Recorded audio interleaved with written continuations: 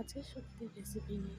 তো ফার্স্ট এখানে সবজিগুলো কেটে রেখেছি। রয়েছে উচ্ছে, বরবটি, কাঁচকলা, আলু, পেঁপে, রাঙা আলু, তারপরে হচ্ছে গাজর, সব ওখানে কাটা রয়েছে। এখানে বইটাও ভেজে নেব, তারপরে উচ্ছেগুলো ভেজে তুলে নেব। এরপরে আমি বেগুনগুলো ভেজে তুলে নেব। এরপরে সজনে ডাঁটাটাও ভেজে নেব, তুলে নিলাম। এরপরে বাদ বাকি যে সবজিগুলো আছে সেগুলো ভেজে নেব ভালো করে। এরপর আদা, সাদা সর্ষে আর পোস্ত দিয়ে একটা পেস্ট বানিয়ে নেব।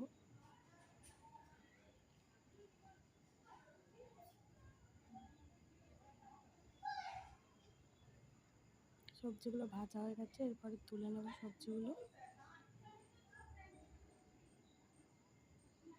এরপর কড়াইতে তেল দিয়ে তেজপাতা আর রাঁধুনি ফোড়ন দিয়ে ওই পেস্টটা দিয়ে নেব।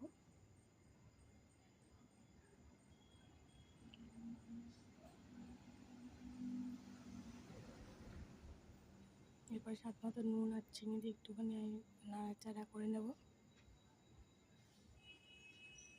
এরপর ভাজা সবজিগুলো সব দিয়ে নেব।